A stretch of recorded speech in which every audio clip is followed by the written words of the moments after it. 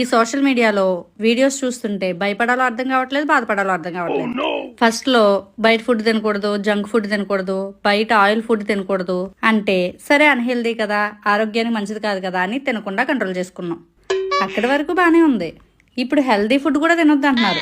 Rice తినొద్దు, plastic బియ్యం వస్తున్నాయి, చపాతీ తినొద్దు, అందులో ఏదో కలుస్తుంది, షుగర్ తింటే షుగర్ వస్తుంది అంటున్నారు, ఉప్పు తింటే బీపీ వస్తుంది అంటున్నారు.